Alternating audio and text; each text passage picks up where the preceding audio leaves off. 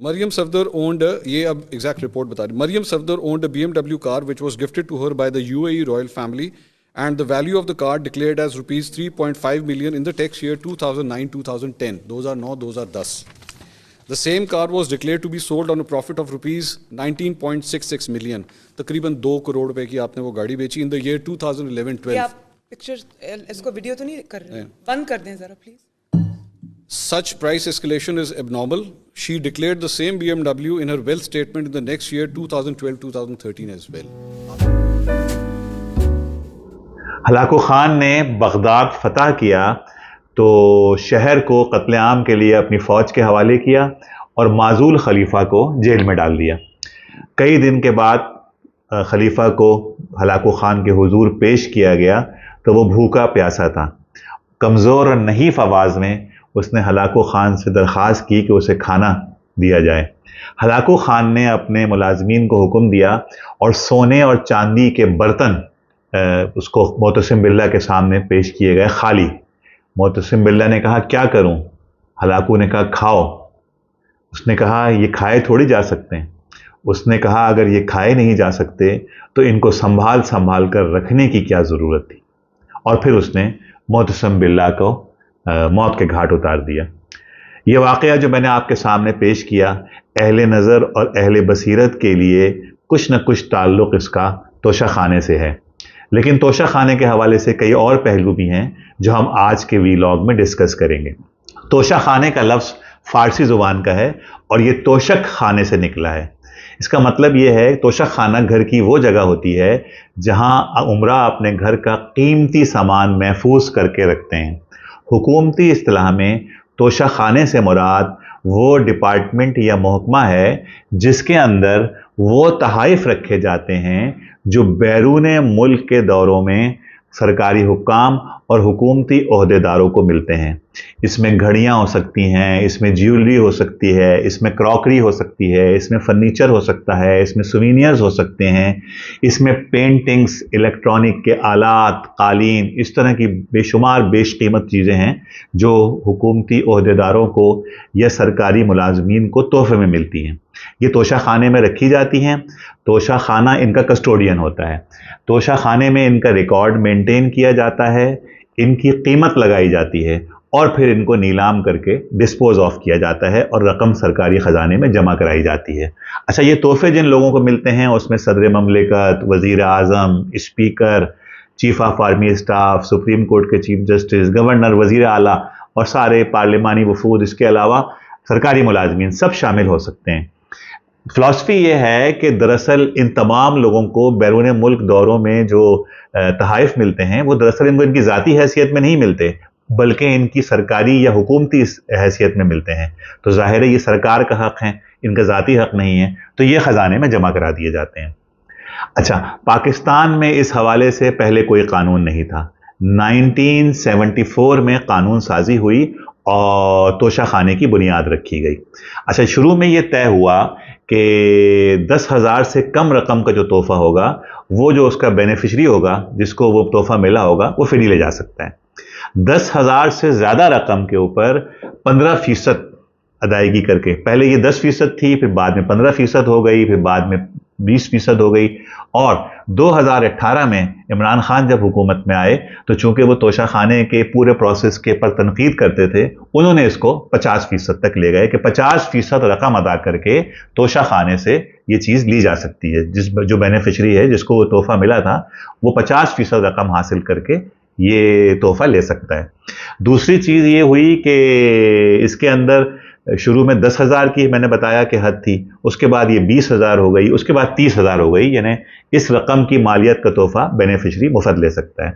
अच्छा, इसके अलावा मज़ीद ये कि जो तोशा खाने का महकमा है वो इसका नीलाम करेगा और पहला हक़ जो है, सबसे पहला हक़ बेनिफिशरी का होगा. चाहे तो बेनिफिशरी ये तोहफ़ा ले सकता है, लेकिन अगर बेनिफिशरी ना लेना चाहे तो उस सूरत में इसका नीलाम होगा और नीलाम की सूरत में ये जो है पहले जो है इसके अंदर सरकारी ओहदेदारान और फौजी ये शरीक होंगे और अगर اس کے باوجود یہ تحفہ بچ جائے گا نیلام ہونے سے تو یہ عوام کے لیے پیش کر دیا جائے گا. تو یہ توشہ خانے کا پروسیس ہے. 11 مارچ سن 2023 کو موجودہ حکومت نے سپریم کورٹ کی ہدایت پر توشہ خانے کا ریکارڈ پبلک کیا.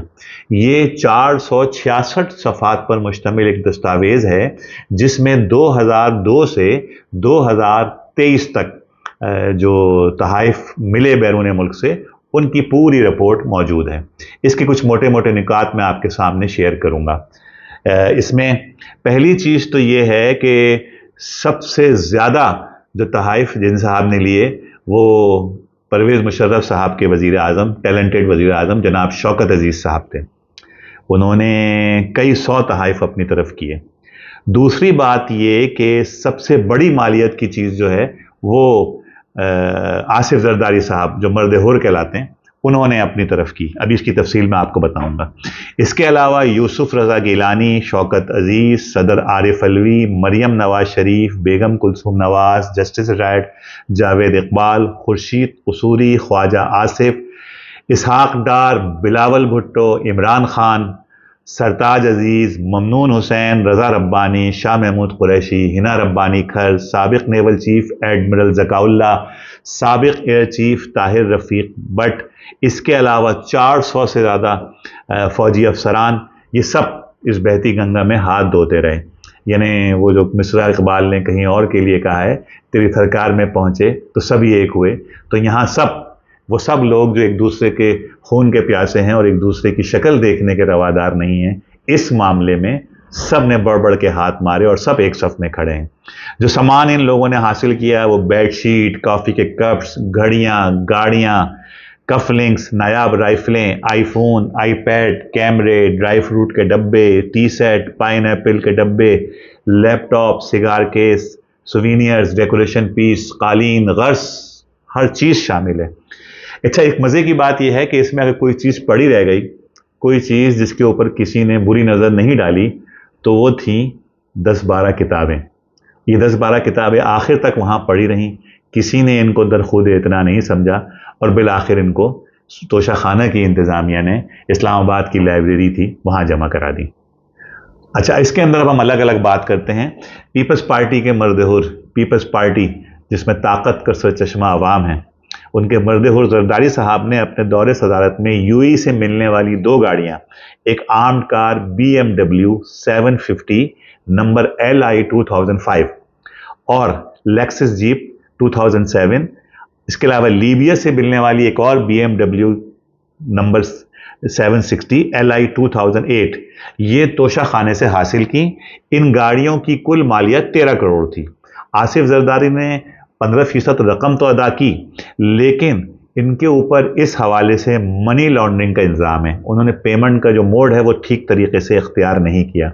اس کے علاوہ 181 مزید تحائف بھی وہ توشہ خانے سے لے اڑے. نواز شریف پر الزام ہے کہ یوسف رضا گیلانی صاحب کے دور میں جب وہ نہ وزیر تھے، نہ صدر تھے، نہ کوئی سرکاری عہدہ تھا ان کے پاس، انہوں نے بغیر کسی استحقاق کے توشہ خانے سے گاڑی حاصل کی. اس کی ویڈیو آپ شروع میں دیکھ چکے ہوں گے جو مریم نواز صاحبہ جس کا جواب دے رہی ہیں. اس کے علاوہ مزید 55 تحائف انہوں نے حاصل کیے، پیسے دے کر حاصل کیے، جس میں لگژری کرسٹوفر کیرٹ گھڑی، مرسیڈیز گاڑی، جیولری سیٹ جن کی قیمت تقریباً 9 کروڑ بنتی ہے. انہوں نے اس کا 20% ادا کیا. اچھا، عمران خان نے بطور وزیر اعظم 8.5 کروڑ روپے مالیت کی ڈائمنڈ گولڈ گھڑی، 56,70,000 روپے کے کف لنکس، 15 لاکھ روپے کا قلم اور 87,50,000 روپے کی انگوٹھی حاصل کی. اور ان چاروں اشیاء کے 2,01,78,000 روپے ادا کیے. پرویز مشرف نے 126 تحائف حاصل کیے، لیکن انہوں نے توشہ خانے کے قوانین کو مکمل طور پر نظر انداز کر دیا اور زیادہ تر تحائف انہوں نے مفت حاصل کیے اور زیادہ قانونی کارروائی کا تکلف بھی نہیں کیا، کیونکہ بقول خود ان کے میں ڈرتا ورتا کسی سے نہیں ہوں. اچھا، اب ہم آتے ہیں کہ عمران خان کی طرف، کیونکہ توشہ خانہ کے حوالے سے جو اس وقت سب سے زیادہ یہ موضوع زیر بحث ہے وہ عمران خان کے اوپر مقدمے کی وجہ سے ہے. اس میں دیکھیں سب سے اہم بات یہ ہے، بلکہ یہ عمران خان کے حوالے سے ہی نہیں باقی تمام سیاستدانوں کے حوالے سے بھی ہے، کہ آپ کی ایک اخلاقی پوزیشن ہوتی ہے. یہ جن کے میں نے نام لیے ہیں ان کے پاس دنیا کی کون سی نعمت ہے جو میسر نہیں ہے، لیکن پھر بھی ایک پریولیج اگر تھی اور جو ملک کے حالات ملک کو درپیش تھے اس کے اندر کیا اس کی ضرورت بنتی تھی کہ اس اسٹیٹس کے اوپر ان منصبوں کے اوپر فائز لوگ جو ہیں وہ اس حوالے سے اس قدر لالچ کا مظاہرہ کرتے؟ بالخصوص عمران خان کی اخلاقی پوزیشن اس لیے بہت خراب ہے کہ عمران خان کا تو پورا 30 سال کا نیریٹو ہی یہی تھا، وہ ان حرکتوں کے بھرپور ناقد تھے، انہوں نے اس حوالے سے ایک پورا مومنٹم بنایا تھا، انہوں نے اس حوالے سے ایک پبلک اوپینین ڈیولپ کی تھی، بلا شبہ جو انہوں نے عوامی بیداری کی لہر پیدا کی تھی اس میں یہ سب باتیں بڑی اہمیت رکھتی تھیں۔ دوسری بات یہ کہ عمران خان کے حوالے سے جو مقدمہ ہے وہ دراصل مقدمے میں انہوں نے جو یہ چیزیں اپنی طرف کی ہیں اس میں یہ فی نفس ہی غلط نہیں تھی، انہوں نے اس کے لیے پیمنٹ کی ہے، لیکن مسئلہ یہ ہے کہ انہوں نے 2018 2019 اور 2020 میں جو گوشوارے جمع کرائے ہیں، دیکھیں ہر رکن پارلیمنٹ کے لیے یہ لازمی ہے کہ وہ 31 دسمبر ہر سال کا جو آخری دن ہوتا ہے اس سے پہلے پہلے اپنے پورے سال کا گوشوارہ جمع کرائے، جس میں جو پچھلے سال اور اس سال کے آمدنی کا فرق ہوتا ہے اس کی تفصیلات ساری موجود ہوں، خرید و فروخت ساری جو ادائیگیاں ہوئی ہیں۔ صورتحال یہ ہے کہ انہوں نے 2018 میں کوئی چیز شو نہیں کی، حالانکہ وہ توشہ خانے سے چیزیں لے چکے تھے، 2019 میں کوئی چیز شو نہیں کی، 2020 میں شو نہیں کی۔ اس وجہ سے یہ چھپانا، انہوں نے حقائق کو چھپایا اور اس وجہ سے وہ 62 اور 63 کو نظر انداز انہوں نے کیا۔ اس حوالے سے ہم مثال دیں گے میاں نواز شریف کی۔ یاد رکھیے کہ میاں نواز شریف کو جس مقدمے میں سپریم کورٹ نے تاعمر تاحیات نااہل قرار دیا، وہ مقدمہ کیا تھا؟ وہ مقدمہ یہ تھا کہ انہوں نے دبئی سے ملنے والی جو تنخواہ ہے وہ انہوں نے شو نہیں کی، وہ ریسیویبلز نہیں دکھائے، اس لیے وہ صادق اور امین نہیں ٹھہرے۔ تو یہی صورتحال، یہی فارمولہ جو ہے وہ عمران خان پر بھی لگایا گیا اور ان کو جو ہے نااہل قرار دے دیا گیا۔ بہرحال اس حوالے سے یہ افسوسناک صورتحال ہے اور یہ ایسا ہوا ہے۔ اچھا، اس کے علاوہ ایک اور بات یہ ہے کہ اس پورے معاملے میں جو عوام کا جو اوپینین ہے، پبلک اوپینین ہے، وہ یہ کہ یہ پورا سسٹم ان کی نظر میں اب تباہ ہو چکا ہے، انہیں کسی کو بھروسہ نہیں ہے، یعنی خواہ وہ مسلم لیگ نون کا ووٹر ہو یا اپنا تحریک انصاف کا ووٹر ہو، کسی کو بھی اس پورے سسٹم پر اعتماد نہیں ہے۔ تمام ادارے بے توقیر ہو چکے ہیں، انکلوڈنگ فوج، عدلیہ، میڈیا، سب بے توقیر ہو چکے ہیں۔ بات یہ ہے کہ جس شخص کو ہماری سپریم کورٹ نے چند سال پہلے، 5 سال پہلے نااہل قرار دے دیا تھا اور تاحیات نااہل قرار دے دیا تھا، وہ شخص جس کو سیسلین مافیا اور گاڈ فادر کا خطاب دیا گیا تھا، آج وہ شخص اس سسٹم میں کنگ میکر ہے، اور جس شخص کو اسی سپریم کورٹ نے صادق اور امین قرار دیا تھا آج وہ کٹہرے میں ہے۔ اچھا، اس حوالے سے ایک پہلو جو میں اور رکھوں گا وہ ہے کہ اسلام اس حوالے سے کیا کہتا ہے۔ ایک بار نبی کریم صلی اللہ علیہ وسلم نے ایک صاحب کو زکوٰۃ جمع کرنے کے لیے کسی قریبی قبیلے کے پاس بھیجا، وہاں سے وہ واپس آئے، انہوں نے سارا زکوٰۃ کا مال جو ہے وہ نبی کریم صلی اللہ علیہ وسلم کی خدمت میں پیش کیا، اور اس میں کچھ بھیڑ بکریاں تھیں وہ انہوں نے الگ دیں۔ اللہ کے نبی صلی اللہ علیہ وسلم کے دریافت کرنے پر انہوں نے بتایا کہ یہ انہوں نے مجھے ذاتی طور پہ تحفے میں دیے ہیں۔ اللہ کے نبی صلی اللہ علیہ وسلم نے سخت سرزنش کی، بلکہ احادیث میں کچھ اس طرح کے الفاظ ملتے ہیں جن کا مفہوم یہ ہے کہ جب تک تم اپنی ماں کے گھر پہ تھے کیا تمہیں تحائف ملتے تھے؟ آپ نے ان کی سخت باز پرست کی اور یہ امکان ظاہر کیا کہ اگلے سال جب تم زکوٰۃ لینے جاؤ گے تو وہ تم کو پتلی اور کمزور جانور جو ہیں وہ اسلامی مملکت کے لیے دیں گے اور موٹے موٹے جانور تمہیں دیں گے۔ اللہ کے نبی صلی اللہ علیہ وسلم نے ان کو معزول کیا اور اس کے بعد سے پابندی لگا دی گئی کہ آئندہ سے کسی بھی سرکاری عمال کو یا کسی عہدیدار کو کوئی تحفہ نہیں دیا جائے گا، ہر تحفہ سرکاری خزانے میں جمع ہوگا۔ اسی طرح حضرت عمر کے زمانے کا ایک واقعہ ہے، ان کے ایک گورنر تھے حضرت ابو موسیٰ اشعری رضی اللہ عنہ، ان کے بارے میں یہ شکایت ملی کہ وہ ذاتی طور پر تحفے وصول کرتے ہیں۔ حضرت عمر نے ان کو بلایا اور ان سے باز پرس کی کہ تم یہ تحفے کیوں لیتے ہو؟ انہوں نے کہا کہ یہ تحفے جو ہے مجھے ذاتی طور پہ ملتے ہیں۔ حضرت عمر نے ان کو گورنری سے معزول کیا، ان کو ٹاٹ کے کپڑے پہنائے اور اس کے بعد ان کو سرکاری طور پر چند بھیڑیں دی گئیں اور ان سے کہا گیا کہ تم نے اب ان بھیڑوں کی رکھوالی کرنی ہے۔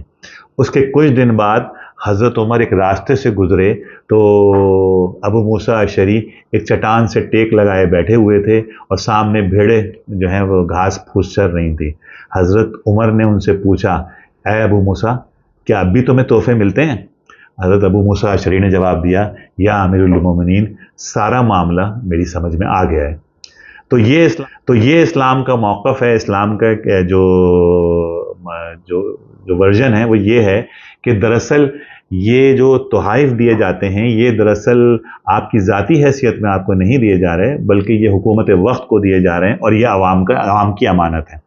اس سلسلے میں آپ کے سامنے میں نے بہت ساری مثالیں دیں، لیکن اسی پارلیمنٹ میں اور اسی معاشرے میں چند روشن مثالیں بھی ہیں۔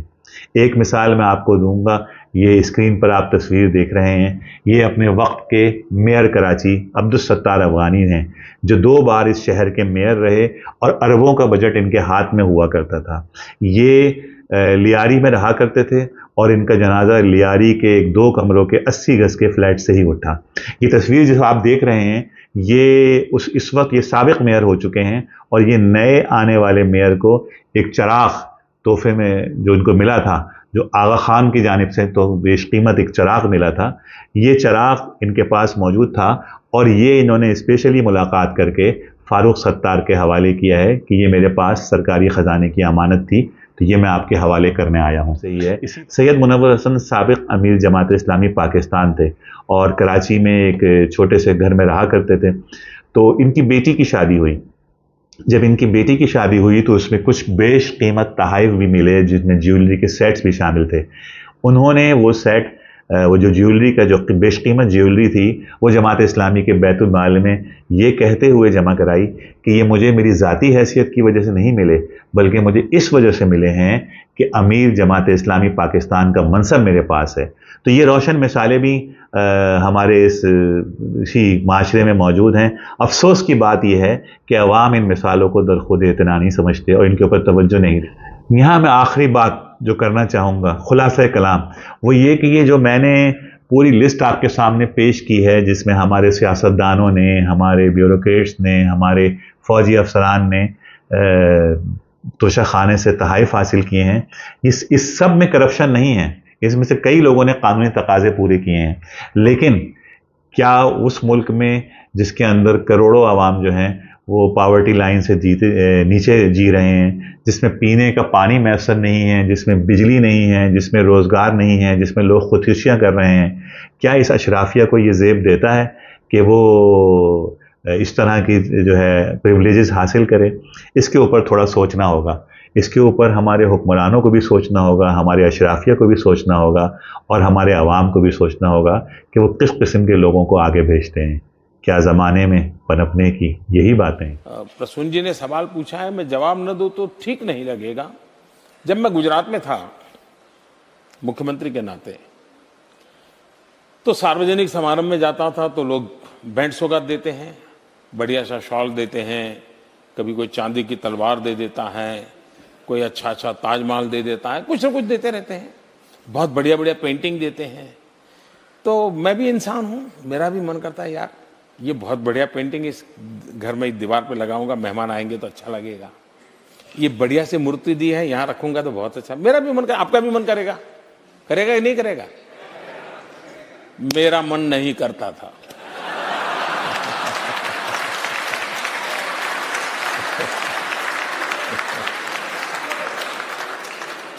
اور میں یہ ساری چیزیں سرکار کا جو ٹریجری ہوتا ہے، توشہ خانہ بولتے ہیں، اس میں ڈال دیتا تھا۔ وہ بھی بڑے تنگ آ گئے کہ یہ سب کیا سبزی سے آپ باریاں بیچ دیتے ہو۔ میں نے کہا میں کہاں رکھوں گا بھائی، کون سنبھالے گا ان چیزوں کو، کوئی اس کے لیے کسی کو رکھنا پڑے گا مجھے۔ میں دے دیتا تھا۔ پھر میں اس کا ویلیویشن کروانے لگا، پھر میں نے اس کا آکشن کروانا شروع کیا۔ ہم لوگ جانتے ہیں ہندوستان میں راجنیتاؤں کے ساتھ ایسی باتیں سب سچ ہوتی ہے، سبھی میں نہیں کہتا ہوں، سب جھوٹ ہوتی ہے یہ بھی میں نہیں کہہ سکتا، لیکن یہ تو ہوتا ہے کہ یار وہ فلانا تھا اتنا لے گیا۔ لیکن میں گرو سے کہتا ہوں کہ جب میں نے گجرات چھوڑا تھا تو یہ جو مجھے ملتی تھی چیزیں میں اس کا لگاتار آکشن کرتا تھا پبلک میں, اور آکشن کر کے اس سے جو پیسہ آتا تھا وہ میں گرل چائلڈ ایجوکیشن کے لیے سرکار میں ڈونیٹ کر دیتا تھا.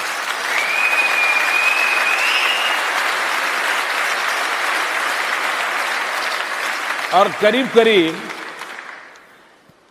100 کروڑ سے زیادہ روپئے آکشن سے, اور پھر لوگ مجھے چیک بھی دینے لگے. کسی فنکشن میں جاتا تھا تو چیز دینے کے بجائے گرل چائلڈ ایجوکیشن کے لیے چیک دینے لگے.